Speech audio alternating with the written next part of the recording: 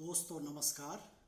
आज मैं आप सभी को रक्षाबंधन की बहुत बहुत बधाई देता हूं और आज मैं इसी रक्षाबंधन के ऊपर कुछ बोलना चाहता हूं। तो शुरुआत करता हूं एक बचपन की घटना से। जब हम छोटे थे तो मैं कलकत्ता में रहता था, तो उसी समय एक पिक्चर आई थी। तो वो मेरी मम्मी ने पापा ने कहा कि चलो भाई सब पिक्चर देखने चलो। तो हम गए। हॉल में जैसे घुसे तो सब चप्पल उतार के घुसे हम, क्योंकि किसी देवी की पिक्चर थी। तो अंदर गए, पिक्चर देखा हमने, फिर घर आए। तो मम्मी ने कहा मुझे कि देखो ऐसा है बेटे, तुम भी आज से व्रत लेना शुरू कर दो। तो मैंने कहा ठीक है। तो मैं शुक्रवार के 16 व्रत रखना शुरू कर दिया। व्रत रखते रखते मेरे को पता नहीं चला कि कब 16 हुए। तो इसी तरह वो मेरे ख्याल से 24-25 व्रत हो गए थे। फिर मैंने मम्मी को कहा, फिर मम्मी ने उद्यापन किया उनका। फिर जो कुछ हुई बात वहीं पे। फिर आगे मैं वहीं से फिर कलकत्ता से फिर जब बड़ा हो गया, नौकरी करने के लिए पढ़ लिख कर फिर दिल्ली आया। तो दिल्ली में फिर करीब ये 2000 की बात है। तो एक टीवी में किसी पंडित जी की बात सुन रहा था मैं।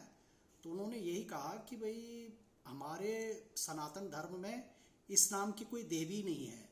ये तो एक पिक्चर बनी थी और डायरेक्टर या जो हिस्टोरी राइटर्स है उसने जो है अपने मन की बात कही, उसके मन में एक कहानी सी उपजी और उन्होंने उस कहानी को पिक्चर में एक रूप दे दिया। और लोग इतने अंधभक्त हो जाते हैं कि उसी को देवी मानकर उनका व्रत करने लग गए, मंदिर बनाने लग गए और मंदिरों में फिर वही पूजा विधि चलने लग गई उनकी। तो मैं फिर दुखी हुआ। मैंने कहा भाई मैं भी इस उसमें ठगा गया, क्योंकि मैं तो एक साइंस का विद्यार्थी था। तो ऐसी चीज़ों पे मैं विश्वास नहीं करता था। फिर भी अपनी मम्मी के कहने पे मैंने ये व्रत रखने शुरू किए थे। लेकिन एक झटका सा लगा। फिर जो मैं गांव गया तो गांव में मुझे अपने जो दिवाली के टाइम इगास भगवान आती है, उस टाइम क्या होता है कि हमारे जब इगास भगवान में तो पूरियाँ बनती है, प्रसाद बनता है, सब चीज़ बनते हैं। तो गाय की और बैलों की भी पूजा होती है। तो उनके सींगों पे हम तेल लगाते हैं, भैंस को भी पूरे तेल से नहला देते हैं, गाय को भी खूब तेल लगाते हैं, उनको अच्छा अच्छा भोजन करवाते हैं। लेकिन एक चीज़ देखी मैंने कि उनमें से कुछ बैल और कुछ गायें व्रत रखती हैं, उस दिन वो खाती नहीं है। तो मुझे आश्चर्य हुआ ये चीज़ जानकर कि भाई ये कितना बड़ा व्रत है कि जिसको एक पशु भी समझता है और पशु भी इस दिन खाना नहीं खाता है। तो इस व्रत का मेरे ख्याल से उत्तराखंड के सभी वासी जानते हैं इस चीज़ को। और बाद में मैंने देखा कि इस व्रत की कोई आगे न किसी ने इसको आगे बढ़ाया, न कहीं कोई धार्मिक लोगों ने प्रचार किया इसका, और न ये हमारे उत्तराखंड से बाहर इस बात का लोगों को पता चल पाया। आजकल देखता हूँ मैं कि लोग जो है करवा चौथ के व्रत और पता नहीं कौन कौन से व्रत रखने शुरू कर दिए, जो कि हमारे यहाँ कुछ है ही नहीं। उनको पूछो करवा चौथ क्या है, उनको नहीं पता किस देवी की पूजा होती है, लेकिन करने लग गए। तो ये अंधभक्ति जो मैं अपने बचपन में खुद इसका शिकार हो चुका हूँ, उसी चीज़ की बात करता हूँ। और हम उस चीज़ को जो हमारे पशु तक व्रत रखते थे उसका हमने प्रचार नहीं किया, ना अपने पड़ोसियों को बताया।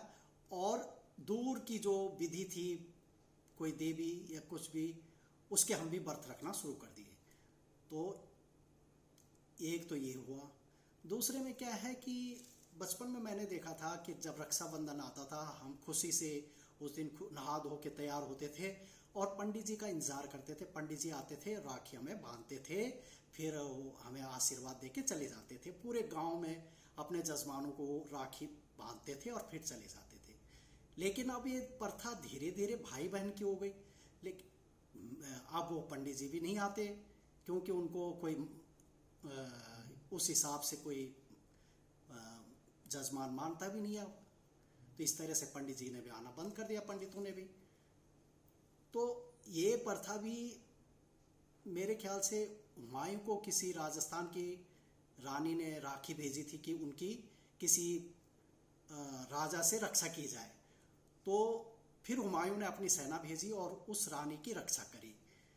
तो इस प्रकार से रक्षाबंधन का त्यौहार शुरू हुआ। ये कोई हमारे सनातन धर्म में या ऐसा कुछ नहीं है। पहले पंडित जी आते थे और ये जो पंडित जी वाली कहानी है ये हमारे सनातन धर्म में धार्मिक ग्रंथों में है। लेकिन आजकल हमने उस चीज़ को भूलकर अब ये जो है भाई बहन का एक त्योहार मान लिया। तो यही कहता हूँ मैं कि जो सच्चाई है हमारे सनातन धर्म की उसको भी अपनाएं। जो हमारे पशु भी जिस व्रत को रखते थे उस व्रत का भी प्रचार करें। और जो ये अंधभक्ति और जो ये किसी के भी कहने से किसी को भी मान लेना जो कि हमारे धर्मों में नहीं है, आज हम उसका शिकार हो रहे हैं। आज हमारे बच्चे धीरे धीरे इस चीज़ से दूर होते जा रहे हैं क्योंकि वो भी समझ बैठे हैं कि ये कोई सच्चाई नहीं है। लेकिन सच्चाई थी जो हमने छिपा दी है। और मैं आप सभी से आग्रह करता हूँ कि इस चीज़ को बताएं। और जो हमारे उत्तराखंड का ये इगास भगवान का त्यौहार है इसका भी व्रत रखना शुरू करें। लोगों को बोलें कि क्या मान्यता है इसकी। और अगर आप को ये वीडियो अच्छी लगे तो आगे शेयर ज़रूर करना और सब्सक्राइब भी करना। धन्यवाद। नमस्कार।